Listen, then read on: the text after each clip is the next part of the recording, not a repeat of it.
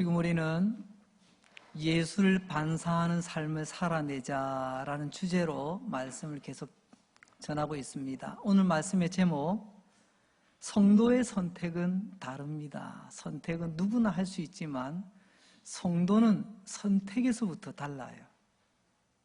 이런 화가 중에 기억나는 이름 혹시 누가 있나요? 그 가운데 빈센트 반 고흐라고 아마 다들 들어보시고 또 잘 아시는 분들도 계실 겁니다. 사실 화가로 유명하지만 그는 목사님의 아들입니다. 그가 또한 복음의 열정이 있어 신학교에 가서 신학 공부를 하고 또 교단에서 한 지역으로 파송을 합니다. 우리 교단의 모습은 아니지만 일부 교단에서는 어느 지역 파송된 것으로 가서 일정 기간 사역을 열심히 하면 이제 그것을 인정을 받아 이제 그 다음 단계로 이어지는 그런 경우들이 있지요. 아마 그거와 유사한 것 같습니다. 벨기에 탄광촌으로 파송을 받은 고흐, 이름하여 고흐 전도사입니다. 화가가 아니고. 예나 지금이나 탄광촌 참 쉽지 않습니다. 우리나라도 한때는 탄광촌이 막 부흥되었을 때는 굉장히 좋은 듯 했지만 사실 지금도 앞으로도 그리 녹록치 않습니다. 그 옛날 그 시절에도 탄광촌 제일 힘들고 어려운 사람들이 모여있는 곳 아마 비슷한 것 같습니다. 그러다 보니 고흐가 그 지역 사람들, 탄광에 있는 사람들 얼굴에 늘 시꺼멓고 흘러가는 시냇물도 시꺼멓고 모든 것이 그런 가운데 어떻게 저들을 위로해 줄까? 그런 가운데서 그는 그림으로 그에게 준 하나님의 달란트 재능 아닙니까? 그래서 고흐의 작품 중에는 탄광하고 관계된 그림들이 꽤 많이 있습니다. 탄광에 들어가는 광부의 모습, 그 탄광의 그 아내 되는 여인들의 모습, 그 탄광에서 뛰어다니는 아이들의 모습. 하지만 지금 현재 고흐는 화가가 아니라 파송받은 전도사로 그 동네에 가 있지 않습니까? 그 자신의 본분을 깨닫고 설교를 하시는데 그 고흐 전도사님의 설교문이 몇 장 남아 있어요. 그림만 있는 게 아닙니다. 그분의 설교 가운데 이런 구절이 있어 제가 인용을 해봅니다. 우리는 순례자들입니다. 우리 인생은 이 땅에서 하늘로 가는 여정입니다. 이게요, 배부르고 등 따신 분들은 별로 감이 안 옵니다. 하지만 탄광에서, 우리 탄광하면 흔히 막장이라고 하잖아요. 내 삶에 가장 막다른 곳, 가장 힘들고 어려운 곳. 왜 이런 표현을 썼냐면 탄광촌에 계시는 여러분들, 비록 오늘 삶이 힘들고 어려울지라도 여기가 우리의 삶의 끝이 아닙니다. 오늘이라고 하는 이 삶의 현장은 여행 가운데 잠시 지나가는 곳입니다. 장차 우리에게는 하나님의 나라, 하늘로 가는 여행길이 있다는 것을 기억하시고 탄광촌 우리 성도 여러분 모두 힘내시기 바랍니다. 그런 내용으로 이 표현을 한 겁니다. 한마디로 하면 우리 인생은 지금 여기서 하늘로 가는 여행길이라는 거죠. 예수님 당시 2000년 전 그때에도 여행객이 있었을 겁니다. 여행을 떠나면 이 여행자는 반드시 여러 개의 문을 통과해야 되고 또 여러 길을 걸어가야 합니다. 그렇기 때문에 어떤 문을 열고 갈지, 어떤 길로 걸어가야 될지 이 여행객은 선택을 잘해야 됩니다. 우리가 그런 여행객이라고 했잖아요. 우리가 성도라면 성도도 이 문 저 문 다 열어보는 게 아니고요. 이 길 저 길 다 쑤셔 다니는 것이 아니라 잘 선택해서 열어보고 잘 그 길을 가야 된다는 표현이죠. 여행자는 선택을 잘해야 된다. 즉 성도는 선택을 잘해야 된다는 겁니다. 그런데 오늘 예수님께서는 본문을 통해서 우리에게 두 개의 문 그리고 두 개의 길 이야기를 하십니다. 조금 더 살펴보면 그 문은요, 좁은 문 그리고 또 좁은 길이 있고 넓은 문, 넓은 길이 있다고 말씀하십니다. 다시 말씀드립니다. 문이라고 아무 문 열고 들어가지 마세요. 길이라고 아무 길로 가지 마시기 바랍니다.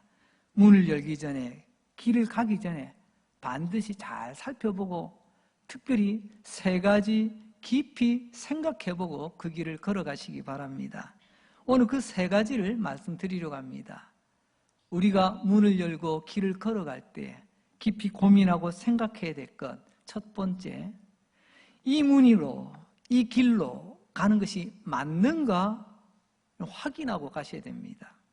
방금 전에 인생은 여행이라고 했습니다. 지금 내 나이 50이라면 우리는 50년의 여행을 한 것입니다. 여행이라면 반드시 목적지가 있겠지요. 그럼 여행객과 방랑객은 다릅니다. 여행객은요, 목적지를 두고 걸어가는 거예요. 때로는 차를 타고 마차를 타고 가겠지요. 하지만 방황하는 사람, 방랑자는요, 그야말로 바람 따라 구름 따라 내 발걸음 닿는 대로 정처 없이 떠돌아다니는 것을 말합니다. 여행이라면 목적지가 있고 그 목적지, 거기가 어디를 말하는 걸까요? 우리는 잘 알고 있습니다. 성경은 계속 우리에게 말씀하시기도 합니다. 우리 인생의 여행이라면 그 여행의 최종 목적지는 바로 하늘나라다. 어거스틴은 이 내용을 가지고 신국 또는 하나님의 도성이라는 책을 썼습니다. 거기 있는 내용 또 한번 인용을 합니다. 하나님은 하나님의 도성으로, 하나님의 성으로 우리를 부르고 계신다. 우리는 거기 들어갈 것이며 거기서 쉼을 얻고 거기서 서로 사랑하며 거기서 영원히 하나님을 찬양하게 될 것입니다.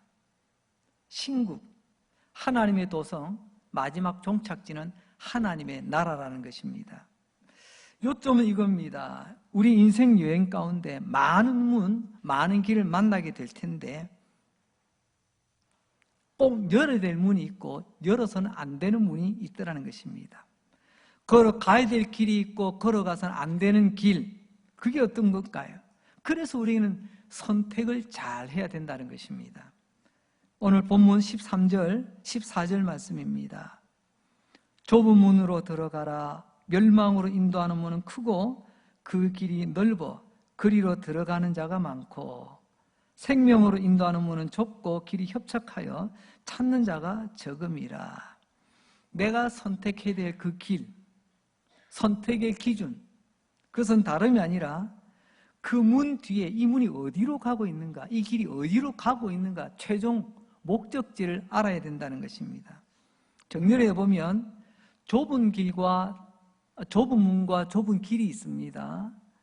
이 길 끝에 생명이 있고 이 길 끝에 구원이 있고 이 길 끝에 하나님의 나라가 있는 길, 그리고 그런 문, 좁은 문을 통하여 좁은 길을 걸어 결국에는 거기까지 가게 되는 거죠. 반대로 넓은 문, 넓은 길이 있습니다. 이 큰 문과 넓은 길 끝에는 멸망이 있답니다. 하나님의 심판이 기다리고 있는 거죠. 여러분, 우리가 여는 문은 단순한 문이 아닙니다. 우리의 삶의 여정 속에 이 문을 열고 이 길을 걸어갈 때 그 길 끝에 무엇이 있는가를 잘 생각해보고 문을 열고 그 길을 걸어가야 된다는 것입니다. 주님 말씀하시잖아요. 너희 앞에 생명이 기다리고 있냐? 이 길로 가면 멸망이 기다리고 있냐? 예전에 모세도 이스라엘 백성들에게 이렇게 말했습니다. 눈에 보이는 에발산과 그리심산 그 가운데 서서 이렇게 외칩니다. 너희 앞에 축복과 저주가 있다. 너희는 그것을 선택하라. 신명기 28장에 나오는 말씀입니다. 오늘 예수님도 똑같습니다. 너희 앞에 문이 있는데, 길이 있는데 어떤 길은 생명으로 인도할 것이고 어떤 길은 멸망으로 인도할 것이다. 너는 생명을 원하느냐, 멸망을 원하느냐? 이제 두 번째 우리가 깊이 고민하고 생각해야 될 것, 그것은 다름이 아니라 편리하고 사람들이 많다고 해서 모두 옳은 문, 옳은 길은 아니더라는 것입니다. 우리는 흔히 다수의 뜻을 따라 많은 일들을 해나갑니다. 하지만 여러분, 반드시 다수가 진리인가요? 믿음의 세계에서는 오히려 정반대일 때가 참 많이 있습니다. 우리 일상생활에서는 서로의 조율을 위해서 서로의 양보를 하며 서로가 절충점을 찾는 데 가장 유익한 방법 중에 하나가 다수결이라는 표현을 쓰는데요. 그러나 믿음의 세계에서는 이거 정반대인 경우들이 종종 나타납니다. 한 예로 이스라엘 백성들이 400년의 노예 생활을 끝내고 애굽에서 나왔습니다. 출애굽. 이제 약속의 땅을 향해서 광야를 지나갑니다. 한 40일이면 갈 수 있는 길입니다.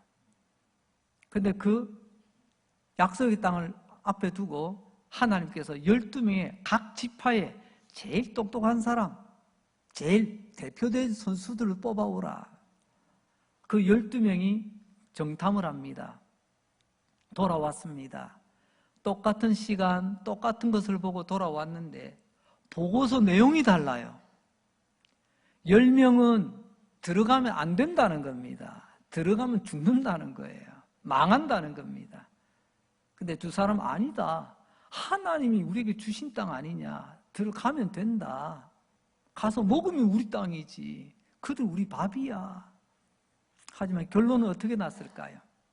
다수결로 10명의 부정적인 보고에 이스라엘 백성들이 그만 같이 마음이 무너집니다. 두 사람의 보고 백성들은 귀 담지 않습니다. 이 일로 어떻게 됐어요? 40일이면 이제 들어갈 바로 코앞에서 광야를 돌기 시작합니다. 결국 그들은 40일짜리 길이 40년짜리 길이 되고 맙니다. 신약에 오게 되면요, 예수님 떡과 물고기로 먹여주고 배불려 줬더니 수많은 사람들이 예수님 가는 데마다 따라다닙니다.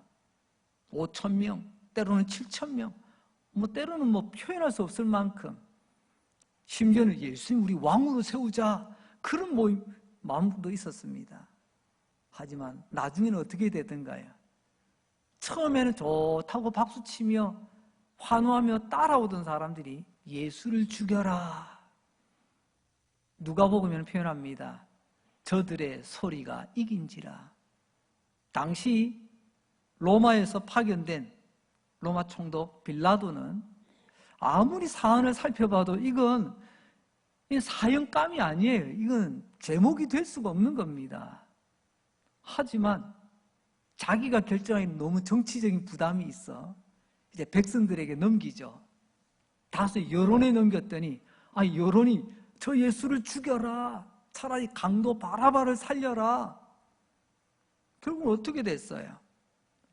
분명히 양심으로는 예수님이 사형에 이를 죄가 아니었는데도 빌라도는 사람들의 뜻에 따라, 다수의 뜻을 따라 예수님을 죽이는 판결을 받아 우리는 오늘도 신앙 고백을 할 때 빌라도의 그 행적을 우리는 잊지 않고 있습니다. 마찬가지입니다. 왜 사람들은 이렇게 넓고 크고 사람들이 많은 곳을 찾아가길 원할까요? 그 이유는 13절에 보면 그 문은 크고 그 길이 넓어서 그렇다는 겁니다. 이것을 조금 이해하기 쉽게 그 뜻을 살펴보면요, 문이 크고 길이 넓다는 것은요, 쉽고 편리하다는 것입니다. 쉽게 예수 믿고 쉽게 신앙생활을 할 수 있다는 겁니다. 그리고 편하게 신앙생활을 할 수 있다는 겁니다. 오늘날도 이런 기준이 많이 들어갑니다. 하나님의 말씀, 진리, 생명의 기준이 있는 게 아니고요. 보자, 죄송합니다. 양해하고 들으시기 바랍니다. 간혹 보면 오늘날에는요, 어느 교회 가면 조금 쉽게, 편리하게, 편하게, 수월하게 신앙생활, 교회생활을 할 수 있을까? 이런 기준을 가진 경우가 적지 않이 있는 것 같아요. 교회만 그런가요? 일반 다른 데도 그렇죠. 우리는 그렇습니다. 요즘은요, 무엇이 옳은가 그른가 보다도 내가 얼마나 편한가 아니면 내가 불편한가 여기에 기준을 두고 살아가는 것 같아요. 조금만 내 마음이 불편하고요, 조금만 내 몸이 불편하면 발걸음 멈춥니다. 이번 주간에도 참 황당하게 그지없는 한 뉴스를 접하게 됐습니다. 어떤 뉴스냐? 누가 민원을 넣었대요. 근데 민원 내용이 이렇습니다. 고속버스를 타려고 했는데요, 이 고속버스가 정시에 출발합니다. 그래서 나는 민원을 제기합니다. 이런 거예요. 아니, 고속버스가 약속된 시간에 출발해야 되는 거 아닙니까? 근데 정시에 출발했다고 고소를 한 거예요. 그 내용이 이제 그렇습니다. 이 사람이 타지도 않고 내리지도 않고 한쪽 다리는 올라가는데 아시죠? 거기다 다리를 걸쳐놓고 한쪽 밑에 들고 딱 입구에 서가지고 조금만 기다리라고, 우리 친구 지금 택시 타고 오고 있다고, 조금만 기다리라고, 지금 저 앞에까지 왔다는데.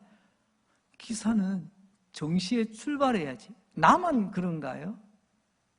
지금 안에 있는 분들은 정시에 출발해 정시에 목적지에 도착해야 그분들의 삶의 계획을 진행할 수가 있는데 그건 모르겠고 일단 내가 불편한 내 친구 와야 된다는 거예요.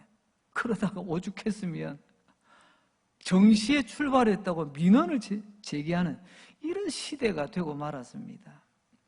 한마디로 말하면요, 내가 몸이 불편하거나 때로 내 마음이 조금만 불편하면 언제든지 사람이 바뀔 수 있는 세상. 지금만 그런가요? 옛날에도 그랬습니다. 떡 주고 고기 주고 병고쳐 주고 그땐 좋다고 했는데 조금만 나에게 좀 쓴소리하고 내가 좀 불편한 소리 들었다 싶으면요, 돌변하는 게 우리네 모습이라는 걸 성경을 통해서 우리는 분명히 알 수가 있습니다. 우리가 항상 기억하십시오. 다수가 때로는 우리의 많은 부분들을 합리적으로 풀어나가는 좋은 방법이긴 하지만 그러나 다수가 반드시 진리는 아니더라는 것입니다. 다수와 진리를 연결시키지 마세요. 진리는 오직 예수밖에 없습니다. 예수밖에 진리라고 말하는 것이 없다니까요. 그런데 그 예수님께서 말씀하신 이 큰 문, 큰 길이 뭘까요? 그것은 쉽게 말하면 큰 문, 큰 길이라고 하는 것은요, 일반적인 종교를 말하고 있습니다. 좁게 보면 당시 예수님 빠진 십자가 없는 유대교를 말하는 거겠죠. 나름 자기는 하나님 잘 믿는답니다. 유대인들 물어보세요. 하나님 잘 믿습니까? 나같이 열심히 믿는 사람 어디 있어요? 다 그럴 거예요. 가장 대표적인 바리새인이 그렇지 않습니까? 나름 자기는 열심히 믿는다는데 정작 하나님이 믿으라 하는 예수는 믿지 않아요.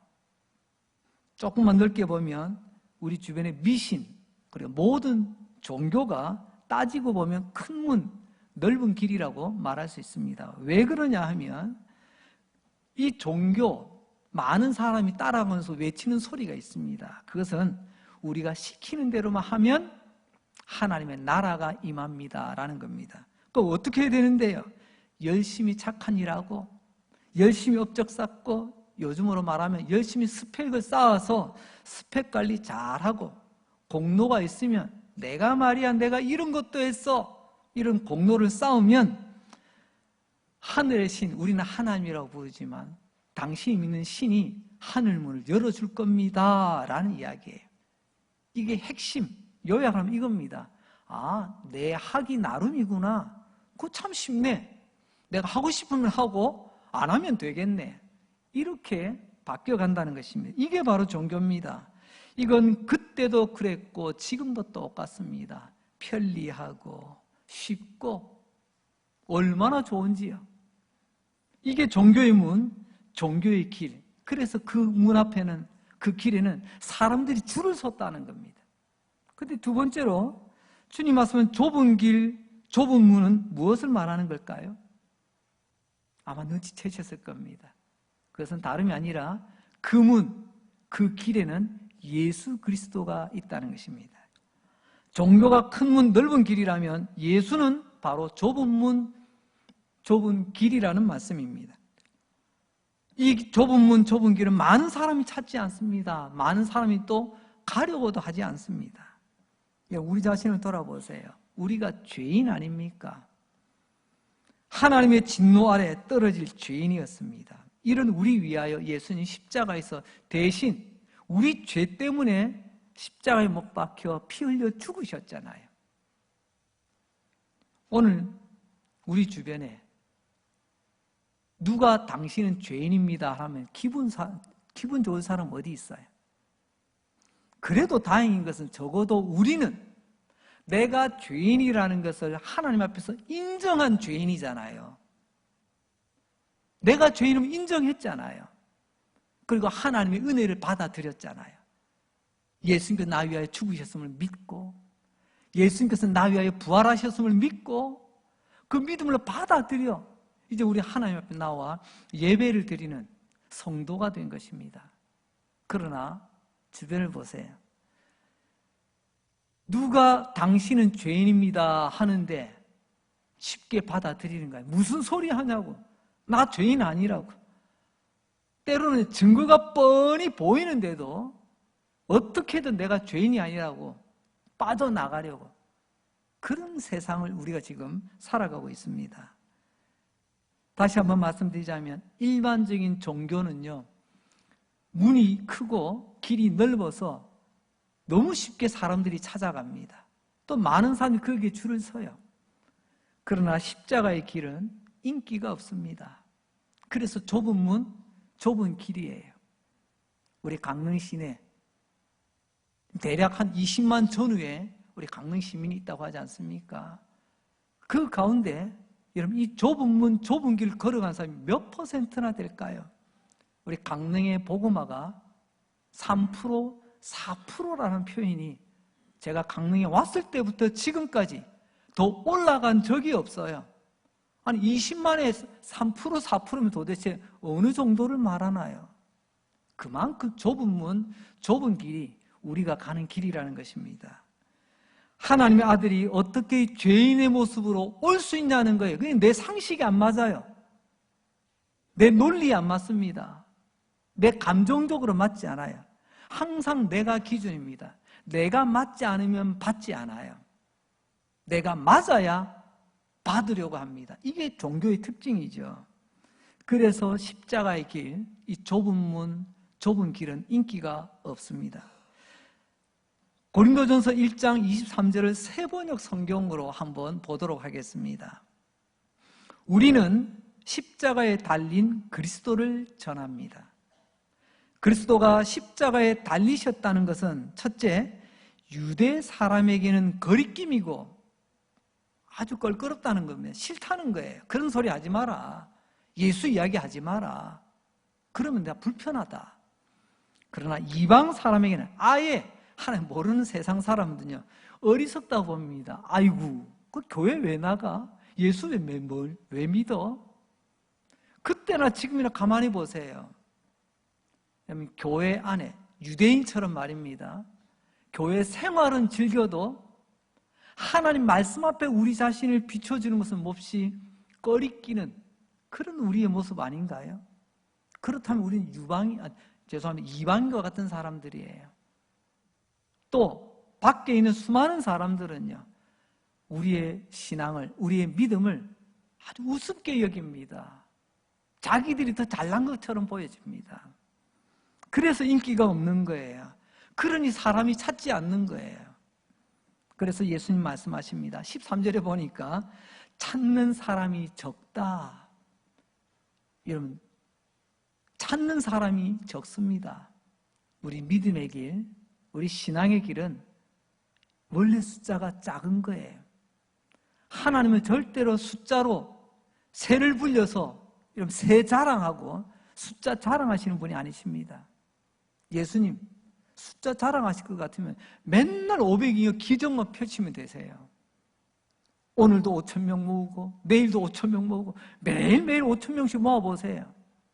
숫자로는 가득 차겠죠. 그러나 주님 그것을 떠나셨어요. 오히려 예수님은 제자를 남기십니다. 그 제자들을 통해서 하나님의 뜻이 이 땅에 이루어지기를 원하셨습니다. 오늘 우리가 생각해야 될 것, 나는 어떤 문, 어떤 길을 선택하길 원하는가? 쉽고 편하고 편리한 것을 찾는가? 조금이라도 내 마음에 불편하다면, 조금이라도 내 몸이 불편하다면, 멈칫거린다면 우리는 큰 길을 찾는 사람일 것입니다. 그러나 좀 불편해도 힘들어도 이 문을 열면 예수가 있고 이 길 끝에 예수가 함께 가고 그 예수와 함께 하나님의 나라가 있다는 것을 믿는 사람은요, 묵묵히 그 좁은 문을 열고 그 좁은 길을 걸어간다는 것입니다. 요한복음 14장에 보게 되면 예수님께서 말씀하신 중요한 말씀이 있죠. 내가 곧 무엇이라고요? 길이요, 진리요, 생명이다. 예수님을 통한 그 길에 진리가 있고 예수님을 통한 그 길에 생명, 우리의 영원한 생명, 영생이 있다는 것을 그분이 직접 말씀하셨어요. 우리가 믿는 예수는 바로 이 예수입니다. 예수만이 유일한 길이요, 예수만이 우리의 진리요, 예수만이 우리의 참 생명이라. 이걸 믿는 사람이에요. 이는 많고 적음이 아니에요. 다시 한번 정리합니다. 크고 넓은 길, 크고 넓으면 편합디다. 그러나 크고 넓다고 반드시 진리는 아닙니다. 거기에 수많은 사람들이 붐빈다 할지라도 다수가 반드시 진리이지는 않더라는 것입니다.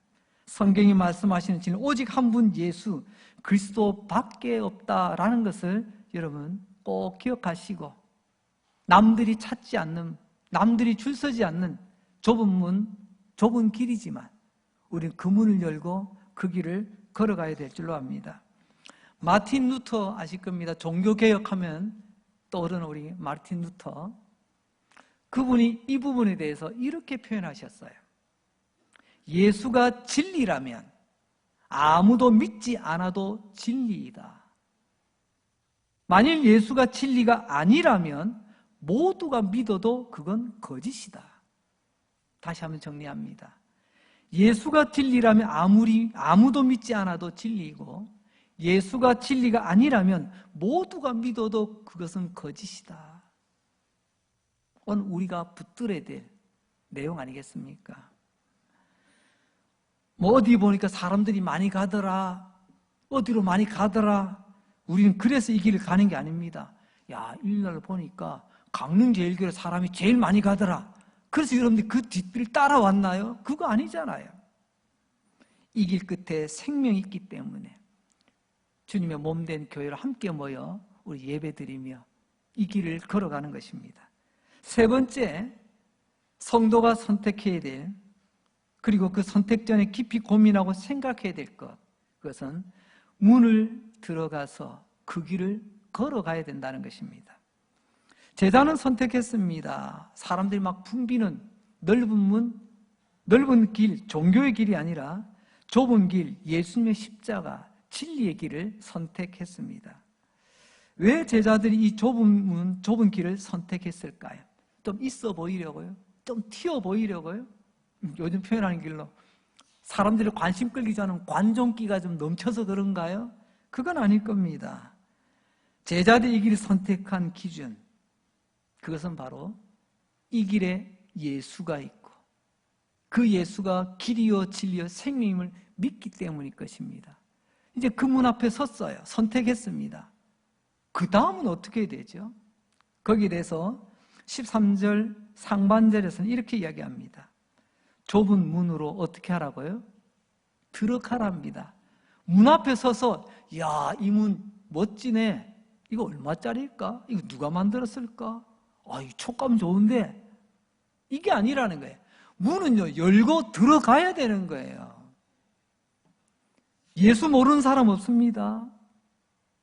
예수 안답니다. 근데 그 예수 안으로 들어가는 사람은 얼마 없어요. 구경만 합니다. 때로는 교회도 구경만 하는 사람이 있습니다. 나 교회 왔어요. 그러나 하나님의 영광 가운데, 하나님의 은혜 가운데, 하나님 앞에 서는 것은 싫어합니다. 그저 나는 교회라고 하는 분위기가 좋고요. 교회 음악이 좋고요. 교회 사람들 착하잖아요. 그래서 사람들이 좋고, 강릉제일교회 식당에 전시 때 밥도 맛있더라고요. 뭐 이런저런 이유들. 근데 진짜 이유는 없어요. 예수님 안으로 들어가지는 않아요. 이게 바로 우리가 세 번째 고민해야 될 부분입니다. 문 앞에 서서 문을 구경하는 자가 아니라 문을 열고 들어가야 된다는 것입니다. 들어가야 다시 길이 열리게 됩니다. 그 길을 또한 걸어가야 됩니다. 어떻게 해요? 끝까지 걸어가는 것. 정리해보죠. 문을 열고 들어간 다음 그 길을 걸어가고 그 길을 끝까지 걸어가는 것. 이걸 우리는 믿음이라고 하는 거예요. 저기 문 있네. 문을 안다고 해서 그게 믿음이 아닙니다. 여러분, 예수님 당시에 예수님 모르는 사람 있었나요? 유대 사람이라면 다 압니다. 제사장, 바리새인, 종교 지도자, 하나님 길에 다니는 아이들까지도 예수님을 다 알았습니다. 그러나 아는 것과 예수님 믿는 것은 이렇게 차이가 납니다. 예수님을 알지만 예수님은 죽였잖아요. 나중에 회개하고 주님께 돌아오는 사람도 있지만 그 많은 유대인들은 아직도 예수님을 인정하지 않습니다. 뭐 이름은 알지만 믿고 따르려고 하지 않습니다. 이게 바로 문 앞에서 서성이는 사람이죠. 우리는 그 옛날 이런 찬송 부르며 우리 믿음의 어르신, 우리 아버지 세대, 우리 할아버지 세대, 우리 선배 세대 이런 신앙을 우리는 지금 이어가고 있습니다. 내일 일은 난 몰라요. 찬송하시죠? 어느 날부터 우리 찬송가에서 빠졌어요. 그 찬송에 보면 이렇게 고백을 합니다. 힘이 들고 어려워도 찬송하며 가리라. 힘이 들고 어려워도. 제가 말씀을 준비하다 하필 이런 생각이 있어요. 왜 이 찬송을 뺐을까? 아마 이 부분이 불편해서 그러지 않았을까? 힘이 들고 어려워도 가야 된다고 나는 못해. 이거 많은 사람들이 좀 불편해하는데 혹시 그런 건 아닐까? 쓸데없는 제가 한번 생각을 한번 가져봤습니다. 여러분, 좁은 길 힘들고 어려워도 우린 이 길을 걸어가야 됩니다. 어디까지요? 끝까지 걸어가야 됩니다. 폴 워셔 목사님이라고 계십니다. 오늘날 많은 믿음의 사람들에게 도전을 주며 또 많은 복음의 영향력을 끼치시는 목사님이신데 그분이 이렇게 말씀하십니다. 좁은 문을 선택하여 열고 들어가십시오. 문을 만진다고 열리는 게 아니라 예수를 만진다고 구원받는 게 아니라 예수를 믿고 들어가야 합니다. 그 다음 이어진 좁은 길을 계속 걸어가십시오. 그게 믿음입니다. 여러분은 믿음을 어떻게 생각하시나요? 오늘 보세요. 문 앞에 서서 손잡이 만졌다고 믿음이 아니랍니다. 좁은 문 선택했다면 그 문을 열고 들어가야 된다고 합니다. 들어갔으면요, 그 믿음의 길을 끝까지 걸어가야 된다면 그게 믿음의 여정이에요. 마가복음 1장 15절에 이렇게 말씀하시죠. 이르시되 때가 찼고 하나님의 나라가 가까웠으니 회개하고 복음을 믿으라 하시더라. 회개하고 복음을 믿으랍니다. 문 앞에서 문만 구경하는 것이 아니라 회개하는 것이 뭐예요? 복음을 믿는 게 뭡니까? 주님 안으로 들어가는 거예요. 문 안으로 들어가는 겁니다. 그리고 회개한 것을 바탕으로 해서 다시는 돌아가지 않도록 하며 우리 앞에 놓여진 그 길을 끝까지 걸어가는 거예요. 거기에 천국이 있습니다. 오늘 우리 삶에 천국을 원하시나요? 이 원리를 그대로 하나님 앞에서 회개하고 하나님 품 안으로 뛰어드시기 바랍니다. 여러분의 관계 속에서는요, 그 사람과 사과, 그 사람 품으로 뛰어드시기 바랍니다. 그럼 천국이 이루어질 거예요. 제가 여러분 보시기에 어떤지 몰라도 참 부실하게 짝이 없는 사람입니다. 허우대만 그야말로 멀쩡하게 보이는 것 같지만요, 참 약합니다. 제가요, 기억을 더듬어보니까 뭐 이렇게 저렇게 해서 제가 대상포진을 2번이나 지나갔습니다. 제가 얼마 전에 백신을 맞았습니다. 요즘은 참 좋아가지고요, 이거 주사 한 대 맞으면 앞으로 대상 포진 걱정 이제 내려놔도 된다는 거예요. 한번 맞으면 거의 뭐 80%, 90% 이상 이게 또 이게 면역체가 된다네요. 그래도 한마디 더 합시다. 병원에 여기서 조금만 더 비싼 거 치면 더 효과가 좋다고. 저는 그냥 기본만 했습니다. 여러분 한 번 맞으면 이제 제 마음속에는요, 대상포진은 걱정 안 해도 될 것 같아요. 혹시 여러분 마치 백신 맞듯이 말입니다. 주님 앞에서 회개하고 나아가는 우리 걸음을 나 그 옛날에 회개 한 번 했어. 한 번 회개한 것 같고 그냥 퉁치지고 있지는 않습니까? 예수를 처음 믿을 때 우리가 회개하고 고백함으로 우리가 하나님의 자녀라는 것을 확인하는 이런 그 회개 말고요, 우리 일상에서도 살아가는 동안 치열한 싸움이 벌어지잖아요. 그게 바로 성화의 길이거든요. 죄의 유혹이 늘 따라옵니다. 맨날 이기는 게 아니잖아요. 어쨌든 이겼다 졌다. 오죽 있으면 사도 바울이 그런 고백을 합니다. 로마서 7장에서 오호라, 나는 곤고한 사람, 난 피곤한 사람, 골치 아픈 사람이야. 누가 이 사망의 몸에서 나를 건져낼고. 그럼 사도 바울도 괴롭다고 했거든요. 그래서 우리는 일상에 회개가 필요한 거예요. 우리가 회개함으로 지옥에 안 가는 회개가 아닙니다. 우리 이미 하나님의 자녀가 되므로 지옥은 우리하고는 상관이 없지만, 우리 삶의 목표는 지옥 안 간다 해서 다행인 게 아니잖아요. 어떻게 하면 하나님을 기쁘시게 해드릴까? 하나님께 영광 돌릴까? 이게 우리의 삶의 목표인데, 하나님, 내가 하나님을 기쁘시게 해드리지 못했습니다. 내가 이런 말을 하고, 내가 이런 행동을 하고, 내가 이런 짓을 벌려 하나님 기쁘시게 해드린커녕 하나님을 근심케 했습니다. 여러분, 이게 우리의 진정한 회개예요. 하나님을 기쁘시게 해드리지 못한 죄. 근데 우리가요, 어느 날부터 우리의 기도 속에 회개가 없어요. 지난 한 주간 돌아보시고 오늘도 이 자리에 나와서 예배 드릴 때 나에게 진정한 회개가 있었다면 감사하시기 바랍니다. 그 옛날 회개했던, 회개라는 단어도 가물가물하다 하시면요, 정말 오늘 이 말씀 가지고 정신 차리시기 바랍니다.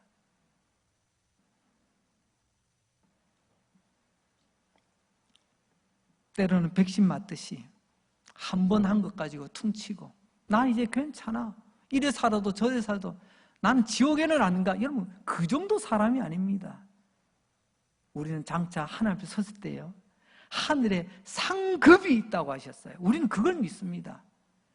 그저 천국에 가서 아이고 나 천국에 왔네, 이게 아니고요, 천국이라도 하나님의 상급이 있다. 하나님의 칭찬, 하나님의 박수가 있다. 예전에 어느 분이 그런 표현 하시더라고요. 천국에 가면 하나님 어서 오너라 반겨주시는, 그래서 하나님이 상을 주시는 사람이 있는가 하면, 천국은 천국인데 들어오자마자 너 거기 무릎 꿇고 있어, 이 비유입니다. 천국에 들어와서 무릎 꿇고 손 들고 있는 사람도 있대. 너 뭐하다 왔냐, 뭐하다 왔냐.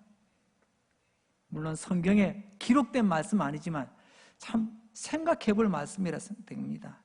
단순히 천국 문턱 넘어서가 다가 아니지 않습니까? 날마다 하나님 앞에 거룩함을 위해서 몸부림치며 회개하며 하나님을 기쁘시게 해드리는데 내 삶의 목표를 맞출 수 있는 것, 그게 바로 좁은 문, 좁은 길을 걸어가는 사람 아니겠습니까? 이 길은 어디까지죠? 디모데후서 4장 7절 말씀입니다. 우리 같이 한번 읽어볼까요? 시작. 나는 선한 싸움을 싸우고 나의 달려갈 길을 마치고 믿음을 지켰습니다. 바울, 나도 왕년에는 좀 뛰어봤습니다. 왕년에, 옛날에, 목사님, 나도 옛날에는요, 회장도 해봤고요, 나도 옛날에 이런 것도 해봤고 저런 것도 해봤습니다. 문제는 지금은요, 저는 아무것도 안 합니다. 이게 무슨 소리예요? 바울 보세요. 치열하게 선한 싸움을 싸우고 나의 달려갈 길, 달리다가 멈춘 게 아니고 끝까지 달렸대잖아요. 이게 믿음입니다. 우리의 믿음, 주님 부르신 그날까지 중단 없는 믿음의 달리기 되시길 바랍니다. 철로 역정에 보게 되면 주인공 크리스찬이 어느 대목에 가면 눈 딱 감고 귀 막고 열심히 지나가는 데가 있습니다. 주변 자꾸 살피다 보면요, 곁길로 셀 때가 많아요. 이 소리 저 소리 귀가 팔랑귀가 되면요, 가던 길 못 간다니까요. 그래서 때로는 유혹을 넘어 이 길을 끝까지 달려가도록 때로는 내 눈을 가리고 귀를 막아 이 길을 달려가는 것입니다. 말씀을 이제 정리하겠습니다. 오늘 이 말씀을 가지고 문, 그리고 길, 그리고 사람, 이것을 가지고 네 가지로 정리하면서 말씀을 맺겠습니다. 첫 번째는요, 지금도 여전히 예수님이라는 문 밖에서 있는 사람이 있습니다. 이런 사람들 우리는 무신론자, 절대 안 믿겠다는 사람 있잖아요. 또는 불신자라고도 표현합니다. 두 번째는요, 넓은 문, 넓은 길을 선택한 사람이 있습니다. 사람 많은 것 좋아하고 편한 것 좋아하고 넓은 것 좋아하고 이런 사람 우리는 종교인이라 그렇게 표현합니다. 조금은 양해하고 들으실 것이 교회 안에도요, 이런 종교인이 있습니다. 그래서 우리는 그분들을 교인이라고 부를 때가 있습니다. 근데 교회에 왔기 때문에, 교회에서 보기 때문에 교회 다니는 사람, 교인. 그 가운데 어떤 분은 넓고 편하기 때문에 이 길을 온 분도 계십니다. 그러나 세 번째 있죠. 좁은 문을 선택했습니다. 하지만 더 이상 문 안으로 들어오질 않습니다. 문 구경만 하고 문 손잡이만 마르고 닳도록 만지고 있는 거죠. 이런 사람들, 중간에 처음에 시작했지만 중간에 탈락한 사람, 끝까지 함께하지 않는 사람, 아주 위험한 사람이죠. 그리고 마지막으로 네 번째입니다. 좁은 문을 열어 좁은 길을 끝까지 걸어가는 사람입니다. 오늘 우리 본문에 보면 협착이라는 말이 나오죠. 이 협착이라면 헬라어가 들리보라는 말인데요, 이게 기름을 짠다는 말이에요. 꽉 짓눌러서 꾹 짠다는, 얼마나 힘들고 어려울까. 단순히 공간적으로 좁다는 이런 의미가 아니고 많은 어려움과 핍박이 있다는 게, 그럼에도 그 길을 걸어간다는 뜻입니다. 계속해서 이 길을 걸어가는 사람, 여러분, 그 사람을 예수님의 제자, 그 사람을 믿음의 사람, 그 사람을 성도라고 부르는 것입니다. 오늘 네 종류를 말씀을 드렸습니다.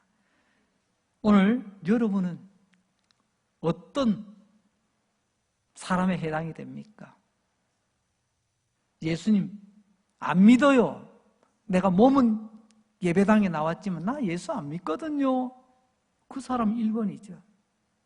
어떤 분은요, 나 교회는 왔습니다. 하지만 나 불편하게 하지 마세요. 불편한 말, 불편한 일, 나를 불편하게 하지 마. 나 그냥 내버려 두세요. 두 번째 유행이죠. 세 번째는요, 그래도 좁은 문 선택했지만 더 깊이 들어오지는 않습니다. 딱 언제든지 튀어나갈 만큼, 쉽게 말하면요, 절대 손해보지 않을 만큼 거리를 유지하며 나아갑니다. 그럼 마지막 네 번째는요, 좁은 문을 열고 이 길을 바울처럼 내가 이 달려갈 길을 끝까지 달렸노라 고백하는 사람이죠. 마지막까지 이 길 잘 걸어가셔서 이 길 끝에서 우리 모두 함께 만날 그날을 소망하며 나아가시는 우리 모든 강릉제일교회 가족들 되시기를 주님의 이름으로 축복합니다. 기도합니다. 하나님 아버지 감사합니다.